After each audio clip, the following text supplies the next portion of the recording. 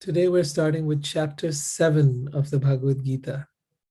Chapter 7 is a fascinating chapter because it is where Krishna starts to really talk about himself. Up till now, he's been talking about different yoga systems, the system of karma yoga, and he went on to talk about the Ashtanga yoga system and how the yogis attain enlightenment. But now Krishna starts to talk about how to understand him, who he is, and what gives him the authority to speak about these things. So chapter 7, text number 1, Sri Bhagavan Uvacha. Krishna's saying here, now hear, O son of Pritha, how by practicing yoga in full consciousness of me, with mind attached to me, you can know me in full, free from doubt.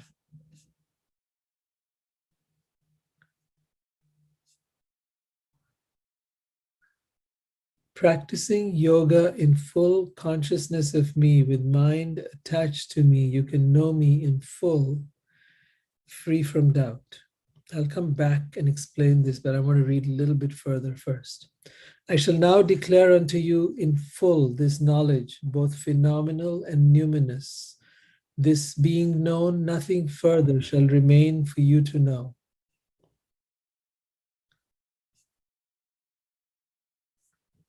So he's talking about what could be sometimes referred to as the ultimate knowledge, the highest knowledge.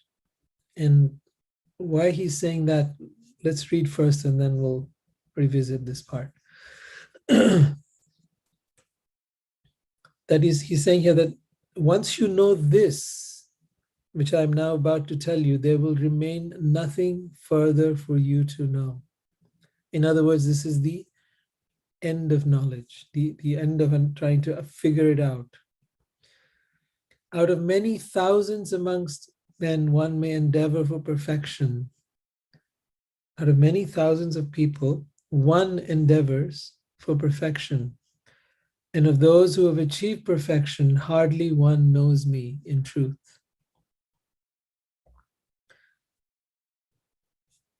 We can see around us so many people who are interested in perfecting their bodies, even their minds, and even their wealth. They want in so many ways to have the perfect life. If you go on Instagram, it's full of people trying to have the perfect life, the perfect partner, the perfect, I don't know. They want to project this idea that somehow their life is perfect and incredible. But we all know the truth. Nobody's life is perfect, and nobody's having, the great life that Facebook shows us they're having. They might have it once in a while, for a little while. But life is always going up and down, up and down, up and down. It's never the same thing, constantly changing. So here Krishna is saying that many millions of people endeavor for perfection, but hardly one attains it. What is perfection? And even the ones who attain perfection don't get to know him. So what is perfection in the first place? Is anything ever perfect in this world? That's another question altogether. But what is perfection? Is it having the perfect body? Is it having the perfect mind? Is it having the perfect job? Is it having the perfect partner? I'm going to take a little leap from here and say to you that no matter how perfect you think your life is, or your partner is, or your body is, all of it will change, and all of it will be annihilated. None of it will ever remain perfect. All that is perfect in this world that you see as perfect will change. And when it changes, the more perfect it was, the greater shall be your loss. If you had a perfect body, then as time went by, and as your body started to go out of shape, or maybe the wrinkles set in, or the gray hair set in, there will be a great sense of loss. If there was a partner and that partner was the most romantic, but then you finally got together and after that you began to live happily ever after. I don't know if that happens, but you began to finally be together. You have the love of your life with you, and now you fall into a place of complacency and taking each other for granted. And now that you complain that romance is no longer there. So in so many ways, we attain perfection, the perfect job, and then there comes a time we have to retire. Or even during that job, there can be some politics and there can be all kinds of other things that come up. Changes in management, changes in the economy, changes in all different aspects of life. Nothing remains the same. So what is it that is perfect and never changes and always remains perfect? That is what Krishna is talking about. Not the things of this world that are here today, gone tomorrow, but the perfection that never changes, that never becomes imperfect. And that perfection cannot be found in the things you see or hear or touch. Even a beautiful flower is only beautiful for a few moments. A thing of beauty, whatever, a sunset, a rainbow, will last a few moments and then be gone. So none of this can actually be counted amongst that which is perfection. Real perfection is to attain a state of connection with the divine. That is the intent and purpose of all of yoga. Why? Because that is eternal. That which is God, that which is, whether you believe in God as an energy or a light or as a being, in any case, it is that he's referring to here. And that is the place of perfection. That peace lies within us, lies all around us, but we do not see it. We do not hear it. We do not know it. Unless you start reading books like the Bhagavad Gita and then you say, now I'm starting to get an understanding of what this is.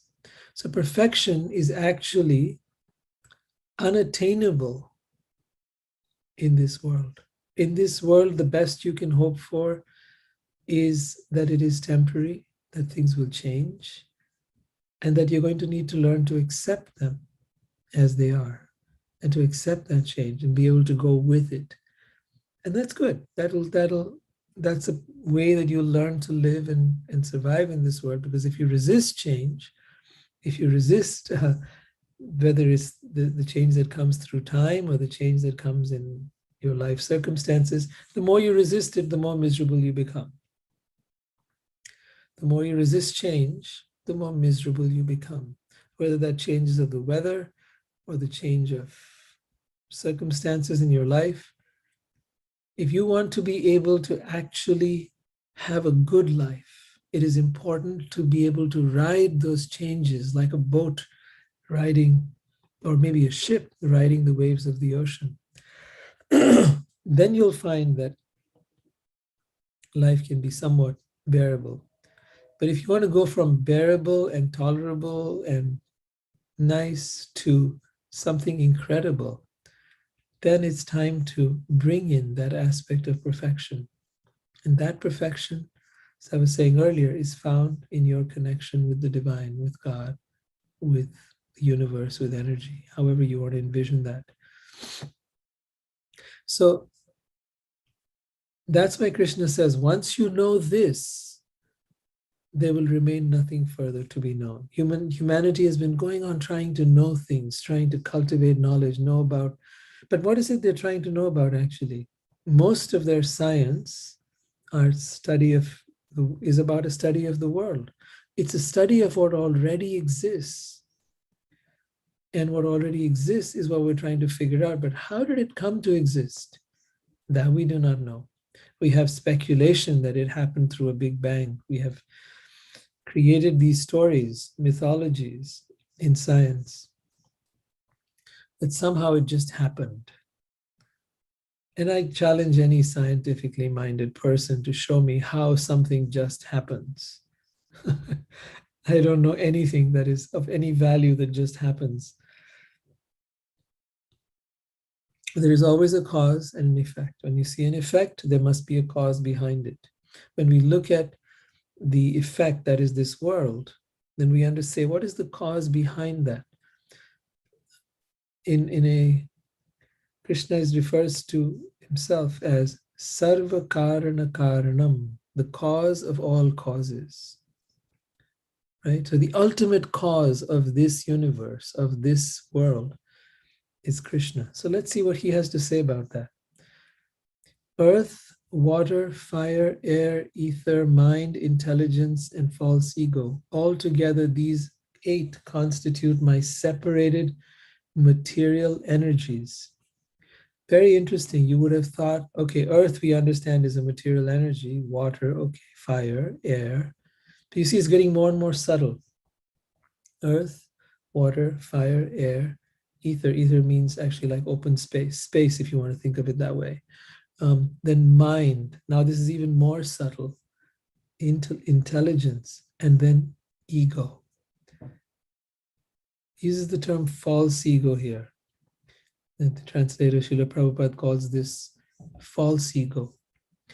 False ego is that sense of ahankar, as it's called in Sanskrit, which means this is who I am. That is the greatest illusion. This identification you have with this body, with this mind, with the story of your life, that is the ahankar, the false illusion. That is the framework in which that exists within your egoic mind. But take away the mind, and where is the past? Where is the future? Where is the story of your life? Nowhere. It's just memory stored in here now. And that memory is all that is what we are made of. That memory has formed our mind, that memory has formed our body, that memory has formed our understanding of who we are and what we believe in. What if you didn't have that? What if you suddenly took that away? Then you would not know if you were male or female. You would not know where you were born. You would not know what is your name. You would not know what you look like even, right? You would have no clue. And you would simply exist. But it is the mind that is such an incredible creator of reality.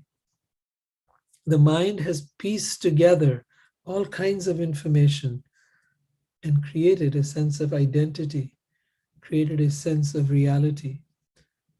It is only because of the mind that the information coming through our eyes is interpreted and now we see something. It's only because of the mind that has got this information that was stored in it as a child of language that now hears things from these ears and interprets them so that we may be able to understand each other and speak to each other. But that mind, intelligence, and ego that Krishna is referring to, he says these are all my separated material energies. Then he goes on, there is another superior energy of mine, which comprises the living entities who are exploiting the resources of this material inferior nature.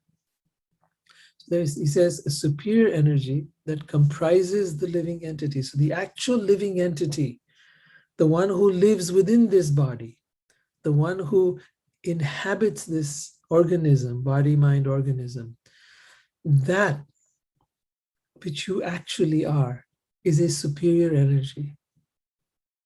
But right now, that superior energy is completely dormant. You have no idea how to activate it. You have no idea how to use it, no idea what its nature is or what to do with it. So the whole process of coming in touch with that superior energy, that is the process of awakening and enlightenment.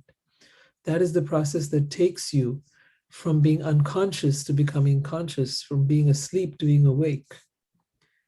Of the 7 billion people that inhabit this planet, the majority of them, more than 99.9% of them, live unconsciously, unaware of this superior energy. And what are they busy doing? They're busy exploiting the resources of material nature. We're not just trying to survive like the animals do. We're trying to accumulate as much as possible, as if by doing so, we will somehow live on through the stuff we accumulated, through the things we created, through the books we wrote or the paintings we made or the music, we'll somehow live on. That's the hope. And it's not so far away from the truth. In a sense, the person's creations do live on, but the person doesn't. The person is dead and gone. The one who wrote, let's say Shakespeare wrote some incredible stuff. He's dead and gone. We don't know where he went next, but we know he's dead and gone. We know that people did great things. I'd say Gandhi did some wonderful things in India. Some people like him, some people don't, but whatever he did, he's dead and gone. And so it will be for all of us. And it's important that while we're here, we get to understand what this superior energy is that Krishna is talking about. Because once you know that, then you're no longer busy trying to exploit the resources of nature and trying to create a false sense of safety and security, trying to accumulate wealth and have a house. And I'm not saying anything wrong with wealth. I'm saying you're not going to try to accumulate those things in an effort to try to live on, because nobody lives on.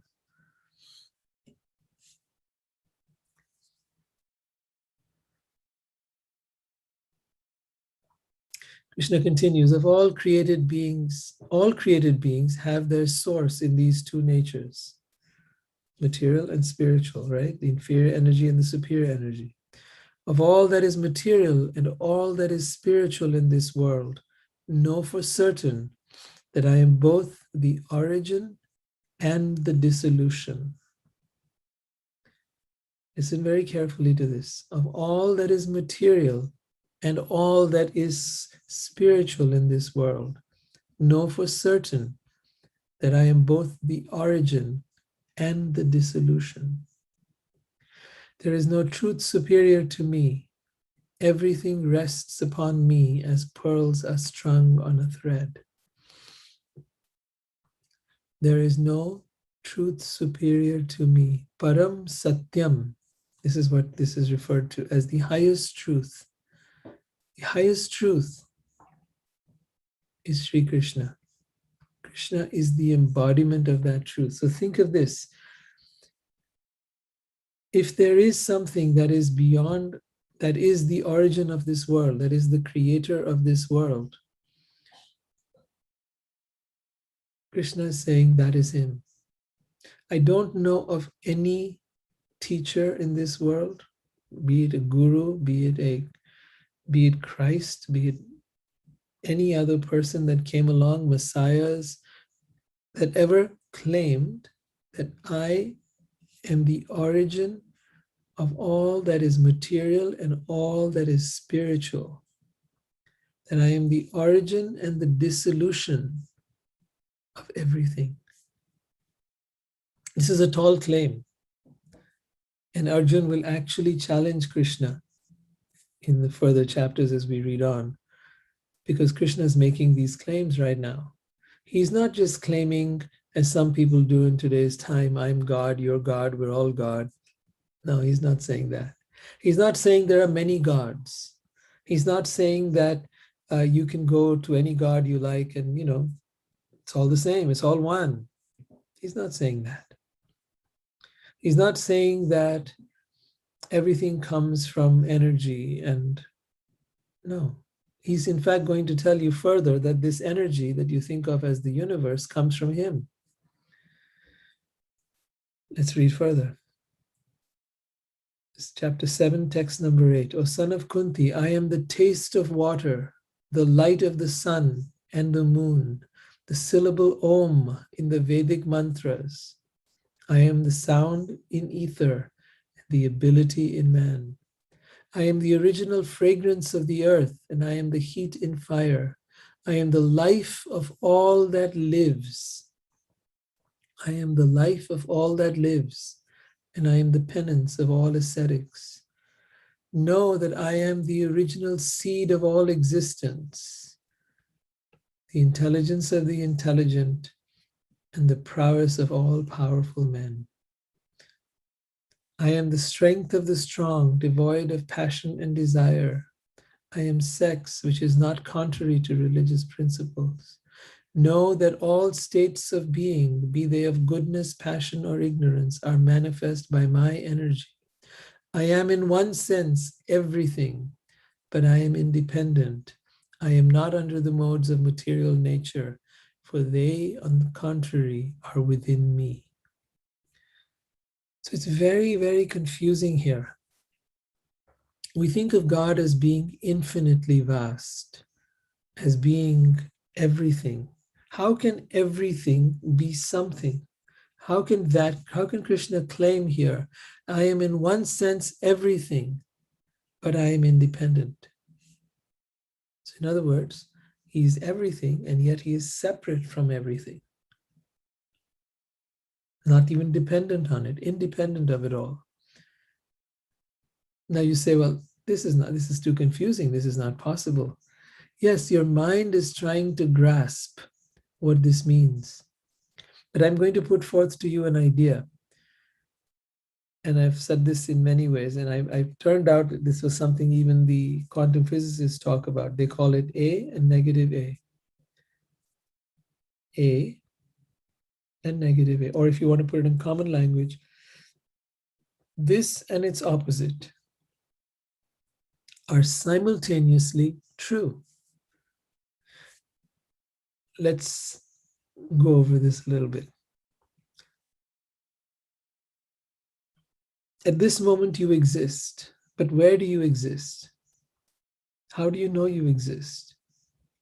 Well, you say, I see myself. And if you couldn't see yourself, would you still exist? Oh, well, I hear myself. And if you couldn't hear yourself, would you still exist? Right? I can move, so I know I exist. Okay, if you couldn't move, would you still exist?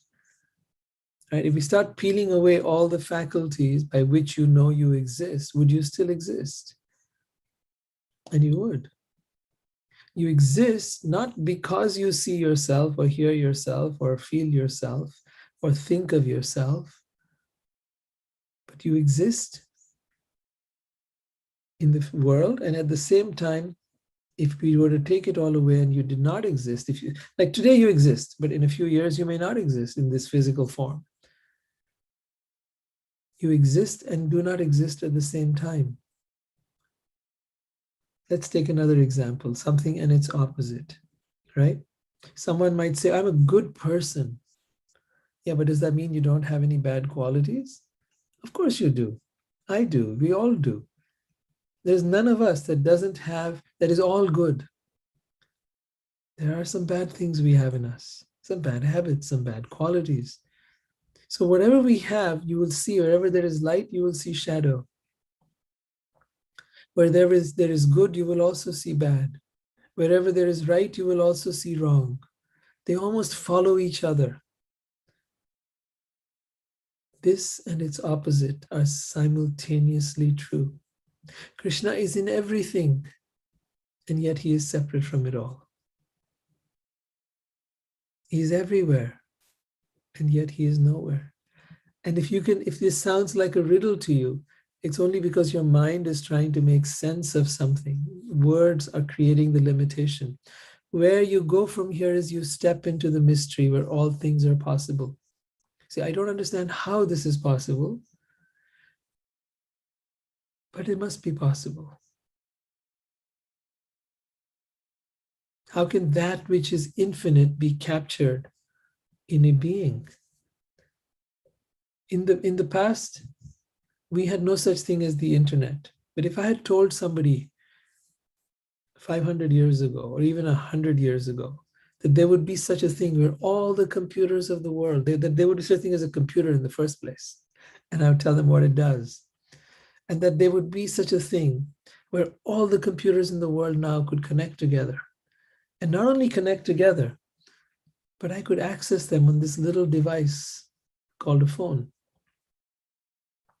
You think they would believe me? Probably not. In much the same way, it is very difficult for us to imagine how God can be present everywhere and yet be somewhere as a being. In the Vedic school of philosophy and spirituality, this topic has been around for thousands of years. Some believe that God is impersonal, that God is an energy, the light, Brahman, nothingness, all of that. There's one school of thought. The other school of thought believes that God is a being. And they both quarrel with each other and argue with each other and debate with each other. I don't mean that they fist fight or something, but they debate with each other and disagree with each other and think that the other one is being very, they look down upon them. You know how it is? When you've got a certain point of view, then you think the others are all a bunch of idiots because they don't have your point of view. And this is the sad irony, that they refuse to look at the fact that each of them is actually correct, but each of them is holding a different piece of the puzzle. Like just as you'll find that people of certain religions, be they Christian or Muslim or Jewish or whatever, or Hindu for that matter, will look down upon the other religion. But the reality is each of them is holding a piece of the puzzle. Each of them has something beautiful to offer. And if we could learn to integrate and tap into the collective wisdom of all these different paths, we would come up with something very interesting. But the problem is that religion has been used to divide human beings rather than bring us together. That's the sad part of it. So as a result of which, a lot of people have rejected religion and said, oh, no, no, no. Or at the best, they've said, okay, now I'm spiritual. There is no separation of these things. All of them are different levels of consciousness, and none of them is better or worse. Right? For the first grader, they might not understand Shakespeare, but does it mean that the person who's in first grade or studying ABC should look down on Shakespeare? Or should the person who's studying Shakespeare look down on the person who's in first grade? No. Everyone's at their own level. And there is no better or worse in this path. There are just different stages where we're at. In our own life, we go through different stages. So it's very important not only to be able to weave together the understanding of each and every human being, but also it is important to respect each person's point of view and to hear them, because there is everyone from the most so-called ignorant person to the most scholarly person, they all have wisdom within them, and we can learn from every one of them. And the more you realize that you really don't know anything, that you're just a student, that you're learning, the more you will pick up from everybody. So Krishna is saying here that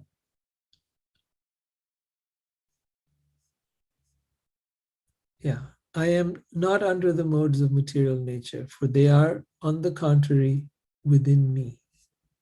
The modes of material nature is the influence of, so that is what affects our state of consciousness. In the Bhagavad Gita, he divides the states of consciousness into three levels. The state of goodness, right? And that is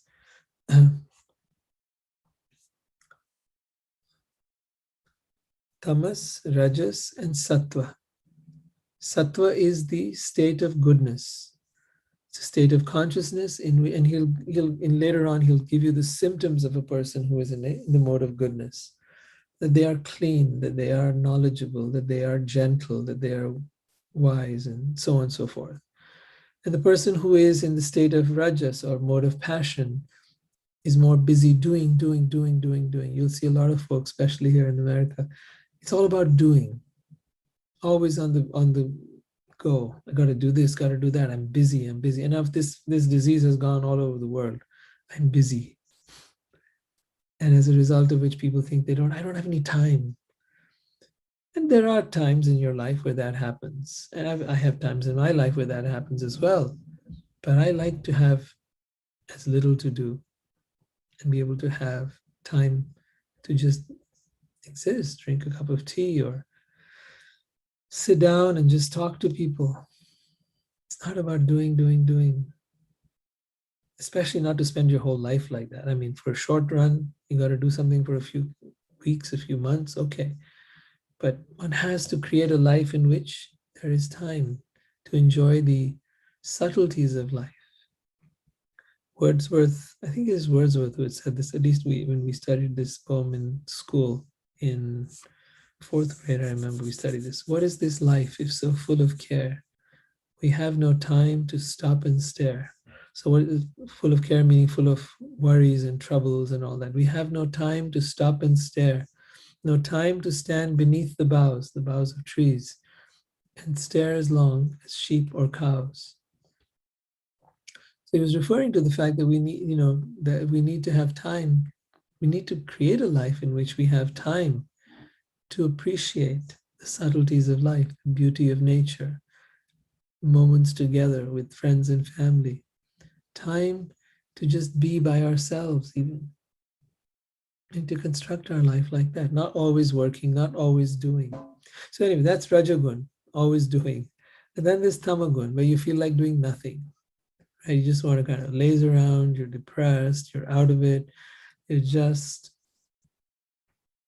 in a state where you don't care what you eat, you don't care how you look, you don't bother to have a shower, you just in a funk, as they call it, or in a dark place. So he says here, this divine energy of mind, consisting of the three modes of material nature, is difficult to overcome. But those who have surrendered unto me can easily cross beyond it. One who has surrendered unto me can easily cross beyond it. Now, a lot of people are looking, how do I get past suffering? How do I get past all the troubles of the world? And Krishna is giving you a very clear path out here, a path of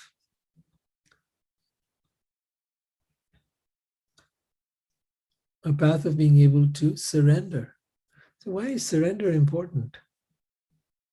Right? Why would surrender matter? To whom do we surrender? So he's presenting this divine.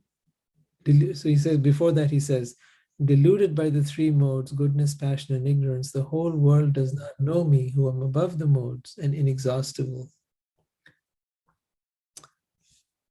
So he's presenting here that when you surrender to him, he helps you cross beyond material nature, helps you overcome the influence of material nature. What is the influence of material nature?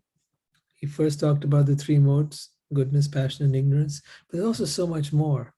There's also the stresses of life. Right now, we're going through this whole COVID-19 thing.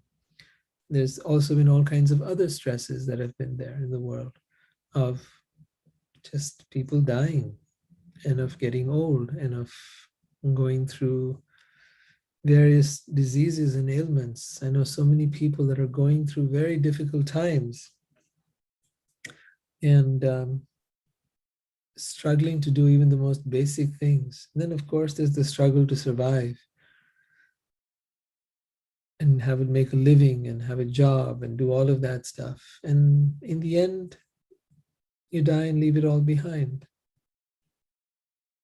So he says, if you want to really live a life where you come beyond the modes of nature, beyond the influence of this world, beyond being overwhelmed and in fear and in doubt, then come to me, surrender to me, I will help you.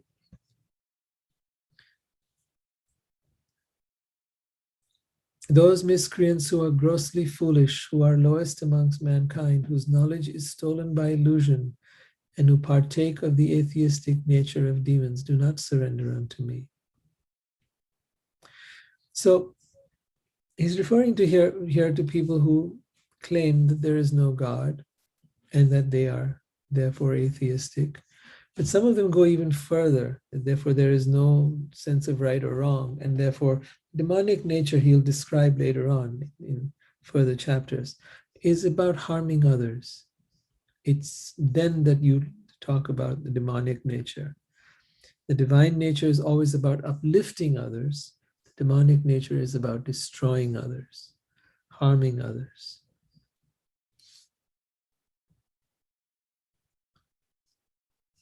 O best among the Bharatas, four kind of pious men pious people, we should say, begin to render devotional service unto me. The distressed, the desirer of wealth, the inquisitive, he who is searching for knowledge of the absolute. So think about this for yourself. What is it that brings you to spirituality? Is it that you are distressed and therefore seeking some solace? Is it that you desire wealth? Are you inquisitive? Or are you searching for knowledge of the absolute, the knowledge of God? He says four kinds of people come to him. You'll see them everywhere. The distressed people, they'll be in the temple, the church, the mosque, they'll be praying, God, take away my misery. My child is dying. My this, problem is happening. My business is failing. Please help me. So they're seeking divine intervention. Then there's others who believe that if they do a bunch of stuff, they worship God, they'll get money. So they'll put in $1, $2, $5, and think, oh, I should give me 5 million, right? It's like you put in $5, and it's like God is a lottery ticket to them. So on one hand, God is the guy who's going to fix your problems. He's your Mr. Fix It. I think Trump had someone like that, right? He's his Mr. Fix It guy. He went to jail too. I forget his name now. You remember, Craig? No? Okay. Anyway, he had a guy like that. Most of these wealthy people, they have these the Fix It guys. They solve all their whatever problems they're having, they just fix it. So a lot of folks, they see God as being their Mr. Fix It guy. He's going to solve my problems, right? I just have to believe in him and all my problems will be solved. It doesn't quite work like that. And then you have all the other people who think that, oh, if I worship God, I'll get money, I'll get rich. And then there are the inquisitive who come to God saying, well, what is this God? What does it, what does it mean? They're curious, and that's a good thing. They're moving up. They're starting to look beyond just trying to accumulate wealth or just try to survive. They're getting their head out of the water, so to speak, and saying, okay, what else is there to life? So this God thing that you guys talk about, what is that? Is there any such thing? I don't know. And then there are those who actually want to know the truth, the absolute truth. I want to know God for God's sake, not because God's going to fix something or do something for me. Imagine trying to be friends with someone and you're being friends with them because of what you can get out of them. Would that be a healthy friendship? Or would you rather have someone who wants to be your friend because they care about you, because they like you, right? Which would you prefer? The same thing Krishna is referring to here. He says, there are those who are inquisitive, and then there are those who are searching for knowledge of the absolute. Of these, the one who is in full knowledge and who is always engaged in pure devotional service is the best, for I am very dear to him and he is very dear to me. All these devotees are undoubtedly magnanimous souls, but he who is situated in knowledge of me, I consider to be just like my own self. Being engaged in transcendental service, he is sure to attain me, the highest and most perfect goal. So Krishna refers to himself as the highest and most perfect goal. It's an irony that for most people, their goal is about how much money can I earn? What business can I undertake? What can I do that will make me famous, or in today's time, make me recognized as what is it they call themselves? on Instagram and what's the buzz these days? Influencer, right? Is that the word? Right. So to be an influencer, that's the big goal, right? It was, but none of that is going to work here in this realm. Krishna says he is in the highest and most perfect goal, and one who is cultivates that knowledge of him is considered the greatest of all. And then he goes on to say, after many births and deaths, he who is actually in knowledge surrenders unto me, knowing me to be the cause of all causes and all that is. Such a great soul is very rare. Bahunam janmanam ante jnanavam mam prapadyate vasudevi sarvam iti sa mahatma sudurlabha. It's very interesting to break down the words of that. The third line, so it's amazing. I remember the Sanskrit of this verse, though I haven't read it in 30 years. Bahunam janmanam ante, at the end of many, many births and deaths. Jnanavam mam prapadyate. Mam means me. Jnanavam means the jnani, one who is in true knowledge. Jnanavam, one who is full of knowledge. Mam prapadyate, when that such a person attains me. Vasudev is sarvam iti. Vasudev refers to the son of Vasudev or Krishna. We did a little mantra in the beginning of starting this, where we said, Om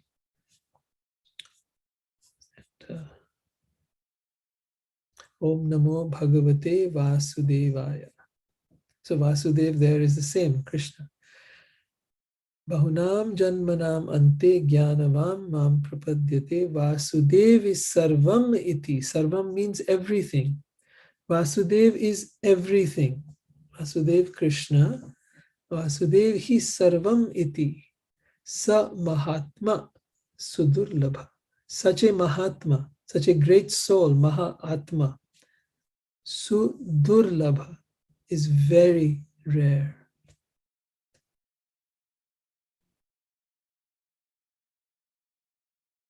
This verse captures the whole point Krishna has been making. That one who attains that realization of who God is and then surrenders to him is the most elevated of all spiritual seekers and yogis. It really doesn't matter if one gets there through a yogic practice. It doesn't matter if you get there through karma yoga, whether you get there through a religion. It really doesn't matter how you get there. Ultimately, the idea is to get there. To get where? To the awareness of who is God. And what Krishna will explain further here is, I'm going to stop at this point. What he will explain further is that which you call the Brahman, the light, the universe, that too is him. He is the personification of that. So there is no dichotomy. There is no either or. It's not either God is a person or God is an energy in the light. God is all of it simultaneously.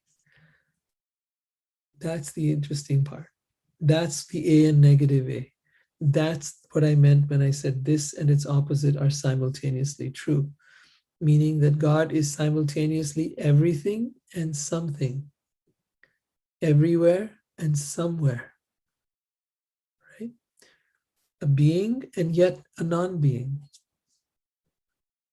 Now, all these computers in the world, today they have a way they can be accessed. It used to be now these phones. Now we have these devices, these voice-operated devices. Tomorrow we will have robots. And those robots will also be connected to the internet.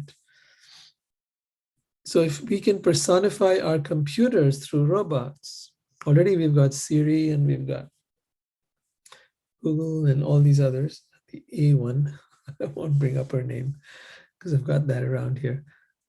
But all, if we can personify all the computers in the world through these devices, cannot God personify itself? And you say, well, why would God want to do that? So that we can relate to God. It's very simple. Just as we relate to these devices by talking to them now. Soon we'll relate to them by having physical, they'll have physical forms and walk around. So we can relate to them. It's not a big jump to begin to understand that sometimes I think our technology is helping us understand God better. It's helping us have a language with which to understand God. Anyways, I spoke for too long. Tell me, any questions you have, any things you wondered about, any doubts? And doubts are welcome. Questions are welcome.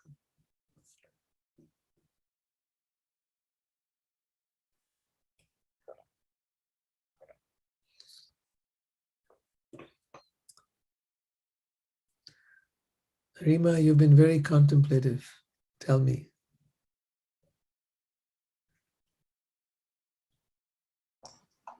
So I'm just trying to wrap my head around it all, right? That baby Krishna who Yeah, opens his mouth and you see the universe inside, that's right. right? Thanks for bringing that one up. Yeah. Uh, Yeah, baby Krishna. When his mother, when he's so on one hand, he's this cute little baby, right? And he's been eating dirt. And his mom, like any other mother, would say, what have you been doing? You've been eating dirt. And he says, no, Mama, I never ate any dirt. And he starts crying, Mommy, I didn't eat any dirt. I didn't do anything. She says, let me see your mouth. And she opens his mouth. And within his mouth, she sees all the planets and all the universes within his mouth. And then he makes her forget it. And he comes back to being the baby. He keeps playing little tricks like this. And people keep having these very interesting visions. And one would say, well, what is the need of all this? Look, you've come across this idea in so many scriptures of the world that talk about loving God. How do you love someone who you do not know, who doesn't have a shape, a form, a story? I mean, we as human beings relate to someone. When we come and we meet someone, we say, hey, tell me about yourself. As we get to know that person, we want to know about their life. We want to know about their story. So Krishna's got a story too. Now, does it mean that that story doesn't change? Of course not. I imagine over the thousands of years since he left this world, there have been many more stories. We know of a few, but his stories, his lila, as it's called, is infinite. And I'm sure that lila goes on in different planets and different universes at different times, in different ways. We too have our stories, and it is how we connect. We connect through our stories. And that is how you connect with God, through these stories.